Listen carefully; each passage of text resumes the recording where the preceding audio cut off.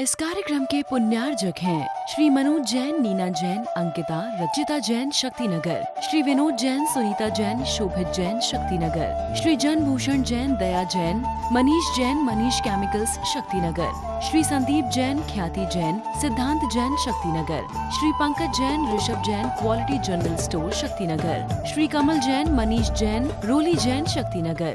वंदे तु सौविसिद्धे ध्रुविमचले मनोभवं गतिं पते वोच्छामि समय पाहुर मृणिमोषध केवली भणिदम्। त्रिकालवर्ती पंचपरमेष्ठी भगवंतों को नमन और वंदन।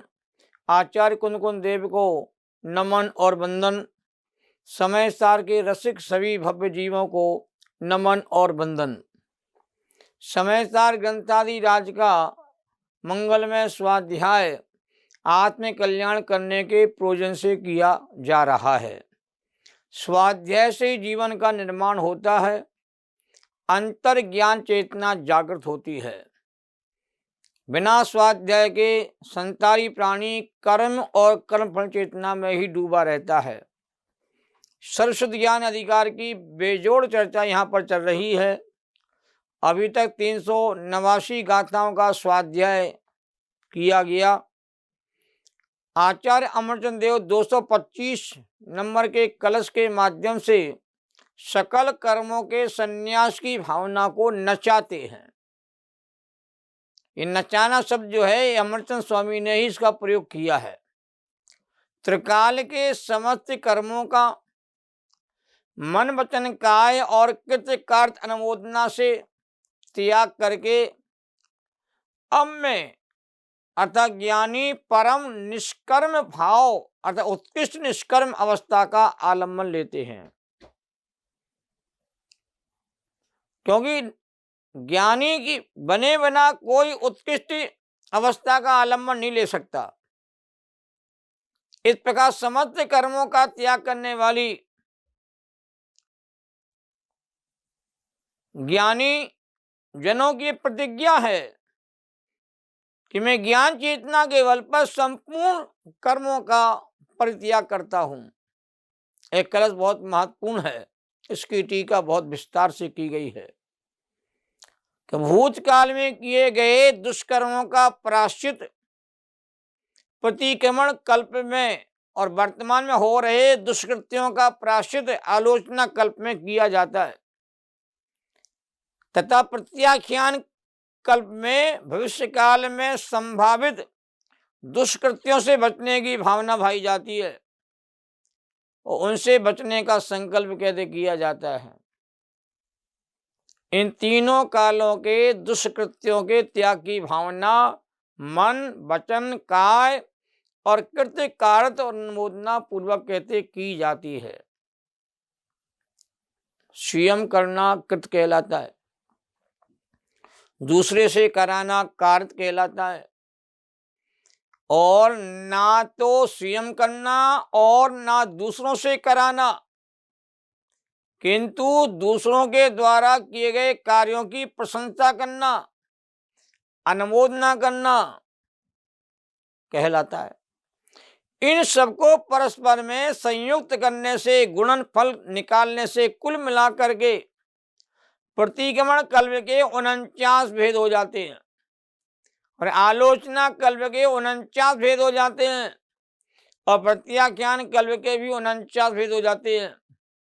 इस प्रकार कुल मिलाकर के 147 भंग भेद विस्तार से बन जाते हैं और इन सबका विस्तार से वर्णन कहते हैं आचार्य अमरचंद देव ने अपनी टीका में विस्तार से किया है। यहां समय की सीमा होने से उतने विस्तार में अपनी बात नहीं रख पा रहा हूं।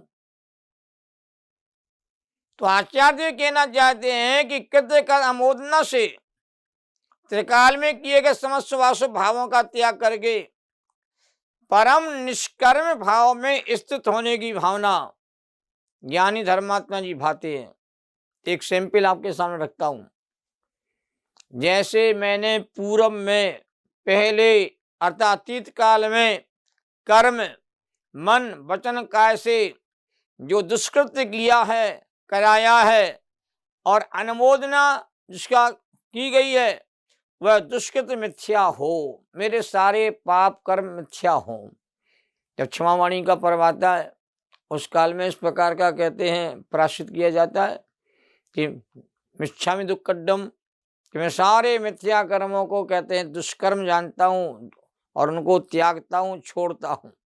मेरा किसी से कोई बैर विरोध अब नहीं है और समस्त प्रकार के बैर विरोध का मैं परित्याग करता हूँ और आगे मैं किसी से बैर विरोध नहीं करूँगा और पहले के सारे मैं मिथ्या भावों का कहते हैं परित्याग करता हूँ। क्योंकि कर्म करना, कराना और अन्य करने वालों का अनुमोदन करना, यह तो संसार का बीज है। और यह जान करके उस दुष्कृत्य के प्रति हे बुद्धि आने से उसके प्रति कहते ममत्व को छोड़ा, यही उसका मिथ्या करना है। संसार के बीज को जलाए बिना, कर्म रूपी बीज को जलाए बिना मुक्ति का द्वार नहीं खुलता है। ऐसा सभी 147 भंगों में कहते हैं आचार्य अमरचंद देव ने लगा करके बताया है मूल ग्रंथ में। समय की सीमा होने से उतना विस्तार यहाँ संभव नहीं है, हमें समय सार को पढ़ना है, समझना है, तो मूल ग्रंथ उनके टीकाकारों की सारी बात को गहराई के साथ समझने का प्रयास करना चाहिए। यहाँ तो थोड़ी आपको रुचि जगाई जा रही है, आप समय सार को कम से कम पढ़ने लगें, समझने लगें, गाथाओं को पढ़ने लगें, टीका को पढ़ने लगें, उसके भावार्थ को समझने लगें, उसके मर्म को ग्रहण करने के भाव जगाने लगे। इसलिए ये सारा कार्यक्रम चल रहा है। कल 226 में आचार्य अमरचंद देव कहते हैं कि मैंने जो मोह से अथवा अज्ञान से भूतकाल में जो कर्म किए हैं उन समस्त कर्मों का प्रतिक्रमण करके मैं समस्त कर्मों से रहित चेतन स्वरूप आत्मा में आत्मा से ही निरंतर बढ़त रहा हूं। इस प्रकार ज्ञानी कहते हैं अनुभव करते हैं। इसी प्रकार 227 कलश में कहते हैं मोह के विलास से फैले हुए इन उदयमान कर्मों की आलोचना करके अब मैं चेतन स्वरूप निष्कर्म आत्मा में आत्मा से ही कहते बढ़त रहा हूं। यहाँ श्रद्धा ज्ञान पूर्वक निज में स्थिर होने का नाम ही वर्तना कहा गया है। सम्यक श्रद्धा सम्यक ज्ञान के साथ ही अपने निस्वभाव में स्थिर होने का नाम ही वर्तना कहलाता है। वो घड़ी कब आएगी जब मेरा जीवन अपने स्वभाव की श्रद्धा करता हुआ, स्वभाव का ज्ञान करता हुआ और स्वभाव में ही कहते समा जाएगा। कलश 228 में आचार्य अमरचंद देव कहते हैं जिसका मोह नष्ट हो गया है, क्योंकि सबसे बड़ा प्रबल शत्रु मोह को ही माना गया है। सारे कर्मों का सेनापति मोहिनी कर्म को कहा गया है और मोह महादुखदायी कहा गया है। मोह को नष्ट किए बिना कहते हैं आत्मा की पहचान ही नहीं कर पाता। पर वस्तु को अपनी वस्तु मानना ही मोह कहलाता है। तो जिसका मोह नष्ट हो गया है ऐसा मैं भविष्य के समस्त कर्मों का प्रत्याख्यान करके और चेतन स्वरूप निष्कर्म आत्मा में आत्मा से ही निरंतर कहते बढ़त रहा हूं, अतः आत्मा में ही रह रहा हूं। ज्ञानी जनों की बात ही कुछ अलग होती है। ज्ञानी जनों की संगति से ज्ञानी बनने की भावना आपके भीतर जाग जाती है और यही ज्ञानी कहते एक दिन केवल ज्ञान को प्राप्त हो जाते हैं और केवल भगवान कहते सिद्ध अवस्था को प्राप्त हो जाते हैं। एक बार ज्ञानी बनो तो आपको पता चलेगा ज्ञानी बनने का आनंद क्या होता है। तो प्रतिक्रमण आदि संपूर्ण चर्चा का उपसंहार करते हुए आचार्य अमरचंद देव 229 नंबर कलश में कहते हैं कि जिसका मिथ्यात्व नष्ट हो गया, जिसकी मिथ्या बुद्धि छूट गई, जो क्रिया कांडों से कहते हैं धर्म मानने की मान्यता जिनकी छूट गई है, सारी दुनिया क्रिया कांडों में डूबी रह के अपने को धर्मात्मा मानती है, इससे बड़ा मिथ्या दूसरा कुछ नहीं हो सकता है। और सारी क्रियाएं अशुभ रूप होती है, मुख्यता से शुभ क्रिया भी होती है, उनमें धर्म पने की मान्यता करने से कहते मिथ्यात्व कहते बलवान हो जाता है। तो जिसका मिथ्या तो नष्ट हो गया है, ऐसा शुद्ध नयावलंबी अब मैं इस प्रकार से तीनों काल संबंधी समस्त कर्मों को दूर करके सर्व विकारों से रहित चेतन मात्र आत्मा का अवलंबन करता हूं। कि मेरा चेतन आत्मा विकार से शून्य है, कर्म से शून्य है, पर से भिन्न है। संपूर्ण कथन से यह निष्कर्ष निकलता है कि यहाँ दुष्कृत शब्द का अर्थ पाप क्रिया और पाप भाव मात्र नहीं है। तो समय सार अकेला अशुभ क्रियाओं से बचने की बात नहीं करता, समय सार शुभ अशुभ दोनों क्रियाओं से बच करके शुद्ध स्वरूप में स्थिर होने की बात करता है, शुद्ध स्वभाव में स्थिर होने की बात करता है। क्योंकि अनादि से प्राणी शुभ अशुभ क्रियाओं का खेल तो खेलता रहा है और शुभ अशुभ क्रियाओं के फल को प्राप्त करता रहा है, परंतु शुद्ध भाव के आनंद को जीव ने आज तक पाया नहीं है। तो आचार्य कहते दोनों से दृष्टि हटाओ, अपने शुद्ध स्वभाव पर दृष्टि बनाओ, तो आपको शुद्धता का आनंद मिलेगा। तो संपूर्ण प्रकार के शुभ अशुभ क्रियाएं और शुभाशुभ भाव हैं, और इनसे ही कहते हैं बचने की सलाह दी गई है। क्योंकि यहां निश्चय प्रतिक्रमण में शुभाशुभ क्रियाएं शुभाशुभ भाव का निषेध है, निश्चय आलोचना में शुभ क्रियाओं शुभाशुभ भाव का निषेध है, और निश्चय प्रत्याख्यान में भी कहते शुभाशुभ क्रियाएं और शुभाशुभ भाव का भी निषेध है। इस समय सार अद्भुत है, अलौकिक है। यहाँ शुभ अशुभ दोनों को एक कोटि में रखा जाता है और दोनों से दृष्टि हटा करके अपने शुद्ध चेतन स्वरूप में दृष्टि कहते एकाग्र की जाती है। शुद्ध स्वरूप पर जब दृष्टि आ जाती है तो यह जीव अपने शुद्ध स्वरूप का आनंद भोगता है। और व्यवहार प्रतिक्रमण आदि में तो अशुभ क्रिया और अशुभ भावों का निषेध करके शुभ क्रिया शुभ भाव करने की बात आती है। व्यवहार का मार्ग अलग है, परमार्थ का मार्ग अलग है। व्यवहार में अकेले अशुभ क्रिया अशुभ भाव से बचने की बात है, और निश्चय प्रतिक्रमण में शुभ अशुभ दोनों से बचने की बात आती है। यही तो समझदार समझाता बार बार, समझदार सबको पसंद नहीं आता है। जो शुभ क्रिया में डूबे हुए शुभ क्रिया में धर्म मानते हैं, वो समझदार का कहते हैं स्वाद नहीं ले पाते हैं, उनकी शुद्ध स्वरूप पर दृष्टि नहीं हो पाती है, वहां तक पहुंचने की सामर्थ्य उनकी खत्म हो जाती है। क्यों? उन्होंने शुभ क्रिया और शुभ भाव में धर्म मान लिया है। यहाँ तीनों काल संबंधी समस्त शुभाशुभ क्रियाओं, तीनों काल और शुभाशुभ भावों के अभाव पूर्वक शुद्धोपयोग दशा रूप होना ही निश्चय प्रतिक्रमण है। कि निश्चय प्रतिक्रमण का फल ही मुक्ति है, निश्चय प्रत्याख्यान है, और निश्चय कहते प्रत्याख्यान है। निश्चय माने परमार्थ, यथार्थ में हम कहते हैं मोक्ष को वही प्राप्त करेंगे जो निश्चय की अवस्था को प्राप्त हो जाएंगे। निश्चय नयाश्रित मुनि वरो प्राप्ति करे निर्वाण की, ये गाथा पहले हम लोगों ने कहते समझी है।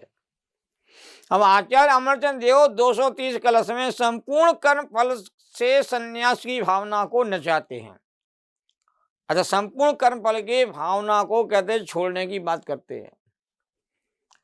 मैं अपने चेतन स्वरूप आत्मा का निश्चलता से संचेतन करता हूं, एक ज्ञानी पुरुष की बात है। और निश्चलता से मैं अपने शुद्ध आत्मा का अनुभव करता हूं, अनुभूति करता हूं। इससे मेरे कर्म रूपी विश्व वृक्ष के समस्त फल बिना भोगे ही खिल जावे, ऐसी ज्ञानी जन निरंतर भावना भाते हैं। सारे कर्म के फल है वो खिल जावे, बिना भोगे ही खत्म हो जावे, उनका क्षय हो जावे, उनकी निद्रा हो जावे। अब गहराई से विचार करें कि हमारे जीवन मोह ही नाचता है। अज्ञानी के जीवन में दिन रात मोह ही नाचता है।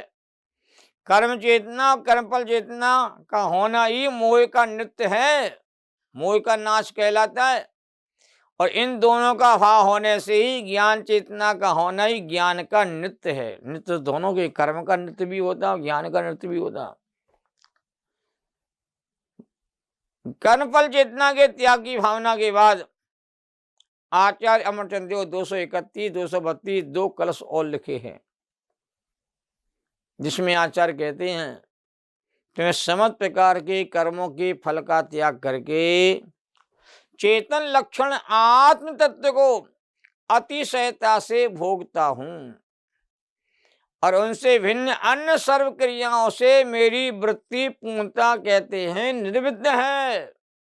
सारी क्रियाओं से मेरी वृत्ति कहते हैं पूर्ण छूट चुकी है और मेरे उपयोग की प्रवृत्ति अन्य विषयों में कभी ना जावे।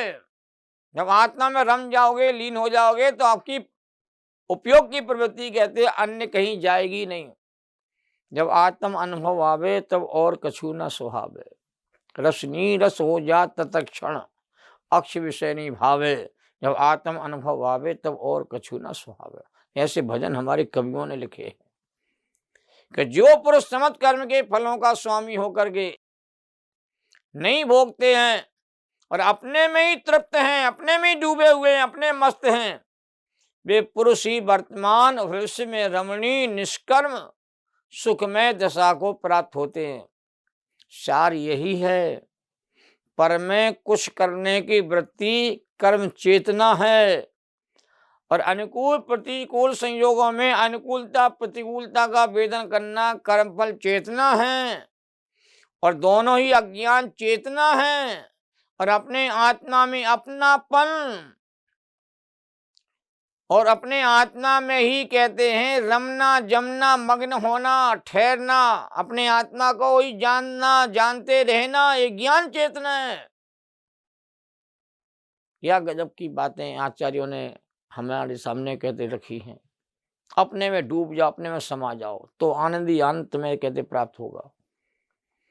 अरे नदी में डूबने से ही आपको कहते ठंडक पने की अनुभूति होगी, तो अपने ज्ञान स्वभावी आत्मा में जो डूब जाएगा, लीन हो जाएगा, वही कहते हैं आत्मानंद की अनुभूति करेगा।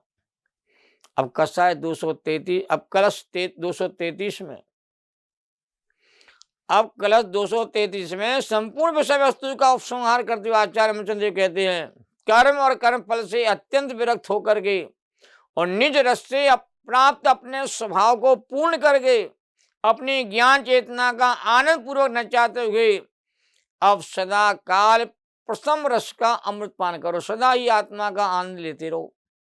आत्मा के अनुभव रूप ज्ञान चेतना की भावना सदा भाव, यही सुखी होने का मार्ग है। सहजानंदी शोध स्वरूपी अविनाशी मैं आत्म स्वरूप ज्ञानानंदे पूर्ण निराकुल सदा प्रकाशित चेतन रूप जैनम जैतु शासनम। सभी साधर्मी जनों को सादर जय जैन द्वासंग जिनवाणी माता को नमन और बंदन।